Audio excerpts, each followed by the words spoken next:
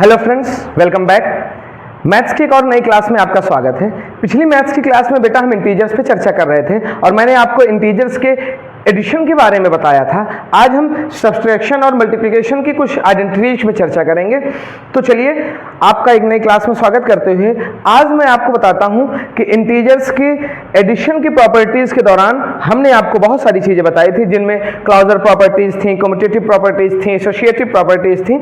ऐसे ही बहुत सारी प्रॉपर्टीज पे चर्चा हो चुकी है। ऐसे छात्र जो अभी भी चैनल से जुड़े हैं या जो इस वीडियो को पहली बार देख रहे हैं, इससे पहले की एक और पार्ट की वीडियो आपको प्लेलिस्ट में मिल जाएगी बेटा। आप वहां से इंटीजर्स के बारे में और इंटीजर्स की एडिटिव प्रॉपर्टीज के बारे में जानकारी ले सकते हैं। आज हम सबसे पहले इंटीजर्स की जानकारी को और आगे बढ़ाते हुए इंटीजर्स के एडिशन के बाद सब्सट्रैक्शन टॉपिक पे चर्चा करेंगे। तो चलिए आज की क्लास को स्टार्ट करते हैं और हम कैसे इंटीजर्स को सब्सट्रैक्ट किया जाता है और क्या प्रॉपर्टीज उनसे रिलेटेड होती हैं या क्या ऑपरेशंस होते हैं उनसे रिलेटेड, उन पे चर्चा करेंगे। ठीक, चलिए क्लास को शुरू करते हैं।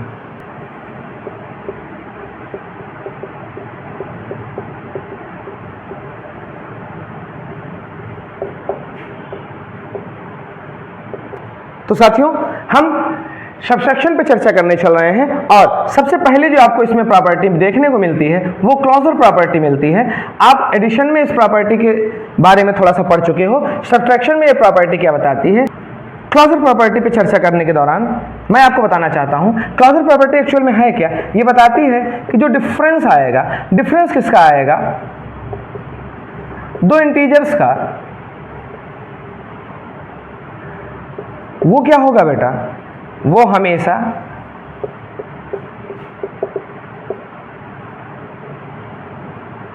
एक इंटीजर होगा। तो क्लॉजर प्रॉपर्टी क्या है? Difference of two integers will always be an integer. इसे हम ऐसा कह सकते हैं कि a माइनस बी जो मुझे मिलेगा या जो मुझे b माइनस ए मिलेगा वो हमेशा एक इंटीजर ही मिलेगा। ऐसे समझिए जैसे मैंने कहा 14 माइनस 2, 14 अगर a है, 2 अगर b है, तो मुझे जो 12 आंसर मिल रहा है वो भी क्या है? एक इंटीजर ही है। समझ में आया? तो आप जब भी सब्सट्रैक्ट करेंगे टू इंटीजर्स को आपस में घटाएंगे तो हमें जो आंसर मिलेगा वो भी बेटा हमेशा एक इंटीजर मिलेगा। इस प्रॉपर्टी को हम क्लॉजर प्रॉपर्टी के नाम से जानते हैं। आगे आप इससे रिलेटेड क्वेश्चंस को सॉल्व करेंगे। चलिए, अगर मैं नेक्स्ट प्रॉपर्टी की बात करता हूं, दूसरी प्रॉपर्टी पे हम चर्चा करते हैं।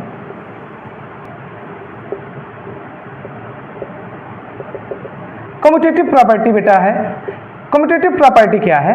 देखिए, कभी भी ऐसा जरूरी नहीं है कि a माइनस बी जो होगा बेटा वो हमेशा is equal to b minus A होगा।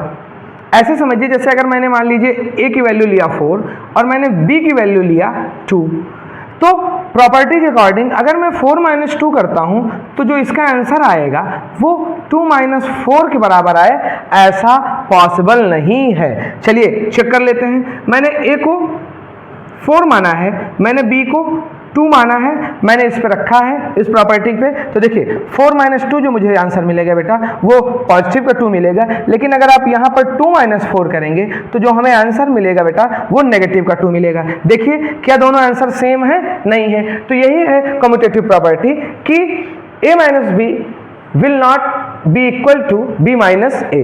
कभी भी दो इंटीजर्स को आपस में घटाने पे जो आंसर मिलेगा उसे उनका क्रम परिवर्तन करके घटाने पे उसके बराबर ही मिले, ऐसा पॉसिबल नहीं है या ऐसा जरूरी नहीं है।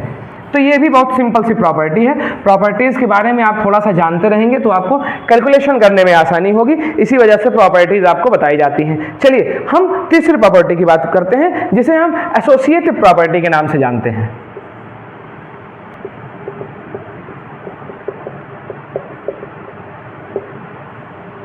एसोसिएटिव प्रॉपर्टी क्या है बेटा? मैं आपको कह रहा हूं कुछ ऐसी जानकारी, जैसे मान लीजिए आपने सब्सट्रैक्शन में एसोसिएटिव प्रॉपर्टी को लगाया।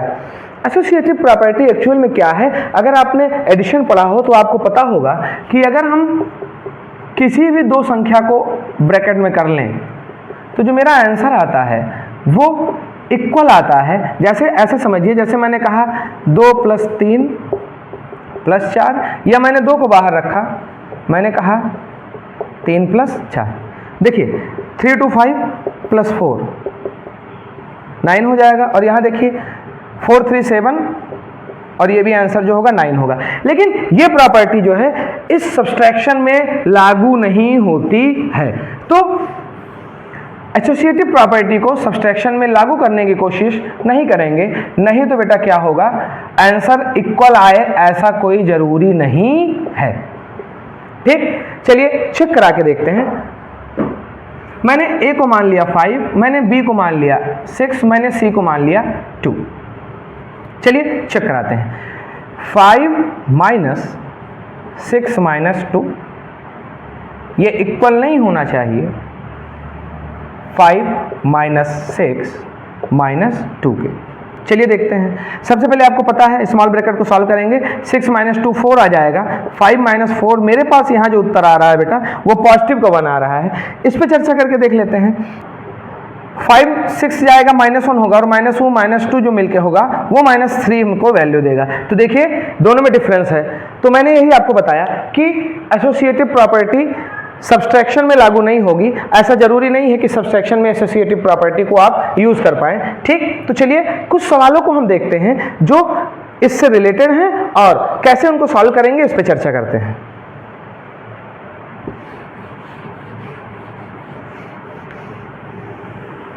छोटे छोटे सवालों को देखते हैं। जैसे मैंने कहा 421 से सब्सट्रैक्ट कर दीजिए -281 को। ठीक, चलिए देखिए 421 बेटा आपको माइनस माइनस प्लस होता है ऐसा बताया जा चुका है, तो माइनस माइनस प्लस हो जाएगा। 281 कैलकुलेट कर लीजिए, 112 8 to 10 4 to 6 और 1 रिमेनिंग 7। तो ऐसे ही आप बहुत सारे क्वेश्चंस को सॉल्व कर सकते हैं। कुछ और क्वेश्चन देख लेते हैं। जैसे -329 माइनस माइनस 400। ठीक, देखिए -329 माइनस माइनस प्लस हो जाएगा बेटा +400, जो हमारे पास आंसर निकल के आएगा।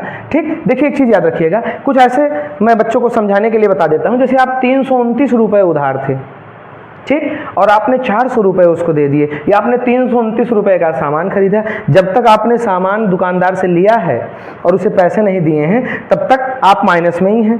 जब आपने उसको पे कर दिया तो आप इक्वल हो गए जितना आपने पे किया था। अगर आपने ज़्यादा पे किया है तो आपके पास पॉजिटिव चीज़ें लौट के आएंगी ना।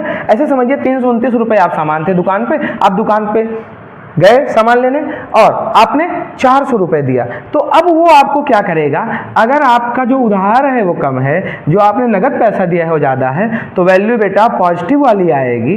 ठीक, इसको हमेशा याद रखिएगा। ऐसे समझिए जो संख्याएं बड़ी होती हैं उनके साथ का जो मार्क होता है, चाहे वो प्लस का हो चाहे वो माइनस का हो, वही लिखा जाता है। ऐसा आपको पढ़ाया गया होगा। ठीक, तो चलिए अब हम सब्सट्रैक्शन के बाद मल्टीप्लिकेशन पे चर्चा करते हैं। हम अब जानेंगे वीडियो में आगे कि मल्टीप्लिकेशन इंटीजर्स के कैसे कराते हैं और उनसे रिलेटेड कौन कौन सी चीज़ें हमको जाननी चाहिए।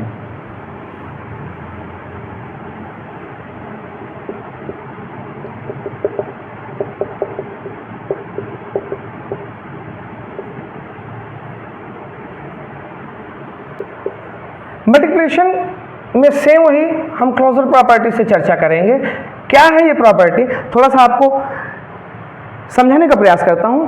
हमेशा बेटा जब भी 2 इंटीजर्स का प्रोडक्ट आएगा तो वो एक इंटीजर होगा। ठीक, तो क्या है ये, product of 2 integers will be an integer. कैसे, जैसे a मल्टीप्लाइड बाई b, जो हमें आंसर निकल के आएगा वो क्या निकल के आएगा, इंटीजर। 4 5 20। ठीक, इसमें बहुत ज़्यादा समझने वाली चीज़ें नहीं है, केवल जानते रहिए बस। चलिए कम्यूटेटिव प्रॉपर्टी पे चर्चा करते हैं। प्रॉपर्टी नंबर 2,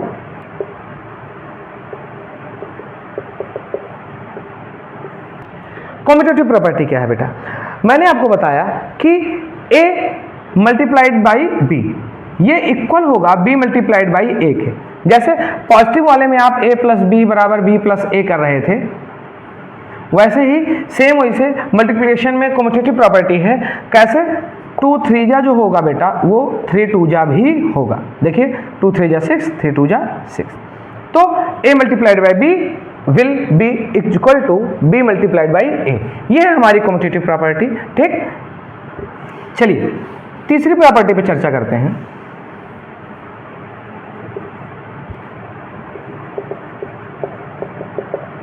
एसोसिएटिव प्रॉपर्टी पे मैं चर्चा करूं तो पॉजिटिव वाला अगर आपको थोड़ा सा याद हो, a multiplied by B multiplied by C, हमने इसको ब्रैकेट में कर लिया है। वैसे मल्टीप्लाइड और ब्रैकेट एक साथ नहीं लगता है, लेकिन ये समझाने के लिए मैंने किया हुआ है, ठीक। तो थोड़ा सा इस पर गौर मत करिएगा।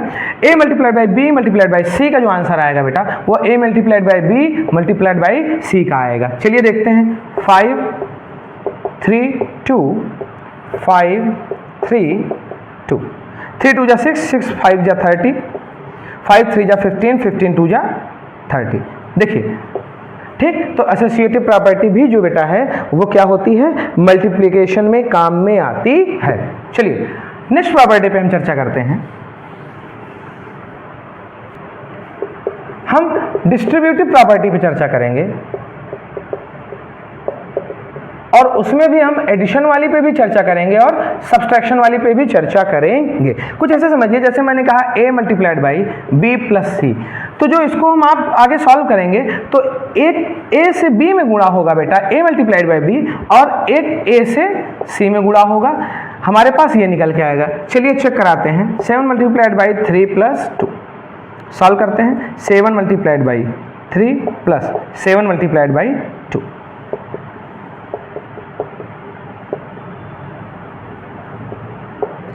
इसको हम कुछ ऐसे सॉल्व करने का प्रयास करते हैं। 3 प्लस 2 जो होगा बेटा वो हमारा 5 आएगा और 7 5 जा 35। देखिए दोनों आंसर सेम है, तो इसका मतलब डिस्ट्रीब्यूटिव प्रॉपर्टी जो है वो एडिशन में काम में आती है, ठीक। वितरण कर दीजिए, जो ब्रैकेट में संख्याएं हैं उनको जिससे मल्टीप्लाई करना है उससे अलग अलग मल्टीप्लाई कर दीजिए। बीच में अगर ऐड है तो इसका मतलब एडिशन वाला है। अगर इसी को हम सब्सट्रैक्शन पे लागू करके देखें, ठीक। देखिए मैंने मान लीजिए ले लिया 8, पहले मैं लिख देता हूं a multiplied by B minus C, a multiplied by B minus a multiplied by C. चलिए चेक करते हैं। 4 3 2 4 3 4 2 3 माइनस 2 1 और 4 1 जा 4। एक आंसर तो मेरा आ गया। इधर देखिए 4 3 जा 12, 4 2 जा 8, वापस 4 आ गया। देखिए दोनों सेम है कि नहीं। तो इसका मतलब डिस्ट्रीब्यूटिव प्रॉपर्टी के द्वारा भी हम एडिशन और सब्सट्रैक्शन को सॉल्व कर सकते हैं अगर उसे मल्टीप्लिकेशन में यूज करना है तो। चलिए कुछ सवालों पे चर्चा कर लेते हैं। आई होप कि आपको ये प्रॉपर्टीज, ये आइडेंटिटी समझ में आई होंगी। कुछ सवालों को देखते हैं। बच्चों आपके सामने मैंने 2 क्वेश्चन लिख के रखा है, आप ध्यान देंगे तो यहाँ मैं डिस्ट्रीब्यूटिव प्रॉपर्टी यूज कर सकता हूं, तो मुझे 1685 बाहर मिल जाएगा मल्टीप्लाइड बाई 98 प्लस का मार्क है +2। देखिए कितनी आसानी से इसका आंसर मुझे मिल गया। 2 जीरो बढ़ा दीजिए, 168500, ठीक। तो इसी वजह से आपको प्रॉपर्टीज पढ़ाई जाती हैं। नहीं तो अगर आपको प्रॉपर्टीज के बारे में जानकारी नहीं है तो आप क्या करेंगे, आप एक बार इसका गुणा कराएंगे, फिर इसका गुणा कराएंगे, जोड़ेंगे, टाइम बहुत लगेगा, ठीक।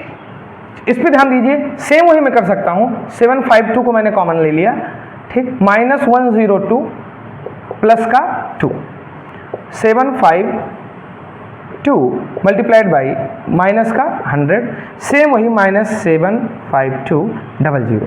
तो इस तरीके से आप सवालों को सॉल्व कर सकते हैं। किसके द्वारा? मल्टीप्लिकेशन की डिस्ट्रीब्यूटिव आइडेंटिटी के द्वारा। चलिए कुछ और चर्चा करते हैं, क्लास को आगे बढ़ाते हैं। ये सब बहुत इंपॉर्टेंट टॉपिक है बेटा, ठीक। इनके बारे में आप जानते रहिए और वीडियो पसंद आए तो शेयर और लाइक जरूर कर दिया करिए। चलिए हम कुछ और सवालों को हल करते हैं। इन 2 सवालों पे चर्चा करते हैं। देखिए सबसे पहली बात तो जितने माइनस माइनस माइनस हैं उनको पहले ही सॉल्व करते चलिए। देखिए माइनस का माइनस से मल्टीप्लाई होगा तो प्लस हो जाएगा और प्लस माइनस फिर मुझे क्या मिल जाएगा, माइनस मिल जाएगा, ठीक। ऐसे समझिए कि बेटा अगर माइनस माइनस लिखे हैं तो अगर मुझे इवन संख्या मिलती है उनको गिनने पे तो वो पॉजिटिव होंगे, अगर ऑड संख्या मिलती है तो वो नेगेटिव होंगे। यहाँ देखिए 1 2 3 माइनस है तो 3 बताइए इवन है कि ऑड है? ऑड है, तो इसका मतलब जो भी हमारा माइनस में आंसर आएगा। चलिए 4 5 जा 20 और 27 जा 140, सीधे आंसर आ गया, एकदम सिंपल सा था, ठीक। आप इसमें ऐसा लॉन्ग प्रोसेस से करना चाहते हैं तो -4 multiplied by -5 multiplied by -7 minus minus plus का 4 5 जा 20 multiplied by -7 plus minus minus आप ऐसे भी कर सकते हैं, वो आपकी इच्छा है। चलिए नेक्स्ट इस पर चर्चा करते हैं। 1 2 3 4 5 5 बताइए इवन है कि ऑड है? ऑड है, तो जो आंसर आएगा हमारा वो माइनस में आएगा। 10 2 जा 20, 25 जा 100 मल्टीप्लाइड बाई माइनस का 1 और माइनस का 2। ठीक, मैंने 5 गिन के पहले ही माइनस लगा दिया, तो उससे मेरा मतलब है नहीं, तो 1 2 जा 2, जो हमारे पास आंसर आएगा वो माइनस का 200 आएगा। ठीक, अगर यही संख्या ये ना होकर केवल यहां रुक जाती बेटा, तो मेरे पास 1 2 3 4 माइनस थे, 4 माइनस मतलब 4 का मतलब इवन संख्या मतलब यहाँ आंसर जो हमारा आता वो पॉजिटिव में आता। 10 2 जा 20, 25 जा 100, हमारे पास प्लस का 100 ऑप्शन में होता। ठीक, तो थोड़ा सा ध्यान देंगे अगर आप, तो एप्लीकेशंस को जब आप अप्लाई करेंगे इंटीजर्स के, तो मल्टीप्लिकेशन में बहुत सारी क्वांटिटीज आपको पढ़ाई गई और वो आपके काम में आएंगी। चलिए अब हम डिवाइड करना सीखते हैं और देखते हैं डिवाइड में कौन कौन सी प्रॉपर्टीज हैं। अगर मैं डिवीजन की बात करता हूं तो सबसे पहले हम कम्यूटेटिव प्रॉपर्टी पे ही चर्चा कर लेते हैं। डिवीजन में भी बेटा ये प्रॉपर्टी काम में नहीं आएगी। कुछ ऐसे समझिए, ए को अगर हम बी से भाग देंगे तो जो वैल्यू आएगी वो जरूरी नहीं है कि बी को ए भाग देने पर वही वैल्यू प्राप्त हो। कुछ ऐसे समझिए, 4 डिवाइडेड बाई 2 ये इक्वल नहीं होगा 2 डिवाइडेड बाई 4 से। कैसे देखिए, इसको अगर मैं ऐसे कर लूँ तो 2 1 जा 2 2 2 जा 4, मुझे 2/1 आंसर जो होगा वो 2 प्राप्त होगा। लेकिन इसे जरा करके देखिए, 2/4 2 1 जा 2 2 2 जा 4, जो मुझे आंसर मिल रहा है बेटा वो हाफ मिल रहा है। कहाँ 2 और कहाँ हाफ, देखिए आंसर में अंतर है कि नहीं। तो ये प्रॉपर्टी आप मल्टीप्लिकेशन में यूज कर सकते हैं, एडिशन में यूज कर सकते हैं, लेकिन सब्सट्रैक्शन में और डिवाइड करने में नहीं यूज करेंगे, इसको ध्यान में रखिएगा। दूसरा बेटा, ए डिवाइडेड बाई 1 जो होगा वो हमेशा एक ए मिलेगा। ऐसे समझिए, 2 में अगर आप 1 से भाग देंगे तो 1 दूनी 2, 3 में अगर आप 1 से भाग देंगे तो 1 3 3, तो यही मुझे आंसर प्राप्त होगा। ठीक, तो ये भी एक बेसिक सी थी। अगर मैं एक और बात करूं, अगर मैं a में a से भाग देता हूं तो मुझे 1 मिलेगा। ऐसे समझिए, 2 divided by 2 will be 1, 3 divided by 3 will be 1। ठीक, तो इसको लिखना और बहुत ज़्यादा, देखिए पेपर में आपको प्रॉपर्टीज़ वगैरह लिखने के लिए नहीं आती हैं बेटा। अगर आपके यहाँ FA1 FA2 ऐसे जो मिड टर्म्स पेपर्स होते हैं, जो एकेडमिक स्कूलों में पेपर होते हैं, उनमें भले पूछ लिया जाए, क्योंकि टीचर्स सवाल लगवाए रहते हैं, तो बहुत सारे बच्चे जो नए बच्चे आए रहते हैं और FA1 में बहुत सारी चीज़ें, या किसी की मैथ्स वीक है तो वो इसी भरोसे कि 2-4 परिभाषाएँ पूछ ली जाए तो उसमें पूछ लिया जाए, नहीं तो ये सारी चीज़ें परिभाषाओं के रूप में नहीं आती, तो आपको केवल याद रखना है बस। चलिए अब हम कुछ सवालों को लगाएंगे और आपकी जानकारी को थोड़ा सा बढ़ाने का प्रयास करेंगे। सबसे पहले सिंपल लेता हूँ, 16 को 4 से डिवाइड कर लेते हैं, फिर -16 को भी 2 से डिवाइड कर लेते हैं, -20 को -4 से डिवाइड कर लेते हैं। चलिए ये तो बहुत आसान है, आप लॉन्ग डिवीजन मेथड से देख लीजिए। 2 से लेके जाएंगे -16, तो आपको पता है बेटा -8 बार लेके जाएंगे, माइनस माइनस प्लस यहाँ चेंज हो जाता है, ये कट जाएगा। ठीक, सेम ऐसे -20 को अगर आप -4 से भाग देंगे तो ये कट कैंसिल हो जाएगा, 4 5 जा 20। ठीक, तो ये बहुत बेसिक से सवाल हैं, क्योंकि मैं मानता हूँ कि इस वीडियो को बहुत ज़्यादा देखने की संख्या जो बच्चों की है वो 6th 7th 8th के विद्यार्थी हैं। तो स्पेशली ऐसे बच्चे जो 5th से 6th में जाते हैं, उनकी स्कूलिंग चेंज होती है या उसी स्कूल में पढ़ रहे हैं। देखिए 5 के बाद 6 में जाने पर, 8 के बाद 9 में जाने पर और 10th के बाद 11th पे जाने पर कोर्स एक ऐसा जंप सा करता है। ठीक, आप से समझिए जैसे बुक्स जो है आपकी वो थोड़ा सा आपको टफ लगने लगेंगी और चीज़ें थोड़ा सा हैवी और हैवी और हैवी होती चली जाएंगी। ठीक, तो ध्यान देना है, ये पढ़ने वालों में सभी तीव्र बुद्धि वाले बच्चे ही नहीं हैं, कुछ ऐसे बच्चे भी हैं जिन्होंने कभी पढ़ाई नहीं की है या जिन्हें प्रॉपर्टीज़ के बारे में इन पे जानकारी नहीं है, तो ये बेसिक सवाल उनके लिए हैं। ठीक, तो आज की क्लास में हमने प्रॉपर्टीज़ पे चर्चा किया। नेक्स्ट क्लास में हम कुछ और अन्य विषयों पे चर्चा करेंगे। आप प्रॉपर्टीज़ से रिलेटेड क्वेश्चंस को घर पे सॉल्व करिए, ठीक। जहाँ पर कोई प्रॉब्लम आती है तो हमें बताइएगा, कमेंट सेक्शन में बताइए कि हम आपसे किस प्रकार से फिर से जुड़ सकते हैं और किन टॉपिक्स पे आपको फिर से चर्चाएँ करनी है। देखिए ये बहुत ही सिंपल मेथड है, बहुत ही सिंपल सा चैप्टर है, तो इसमें बहुत ज़्यादा सवालों को हल करवाने का कोई मतलब नहीं है, ठीक। आप खुद से सवालों को जनरेट कर सकते हैं और सॉल्व कर सकते हैं। तो आज की क्लास में हम इस टॉपिक को यहीं पे समाप्त करते हैं। हमने इंटीजर्स के बारे में जोड़, घटाव, गुणा और भाग से संबंधित चीज़ें जान लिया है, हमने बहुत सारी प्रॉपर्टीज पे चर्चा कर लिया है। नेक्स्ट क्लास में हम किसी एक नए टॉपिक पर चर्चा करेंगे। जल्द ही मिलेंगे एक नई क्लास के साथ। तब तक के लिए हमसे ऐसे ही जुड़े रहिए और बी हैप्पी, बी हेल्दी। जय हिंद।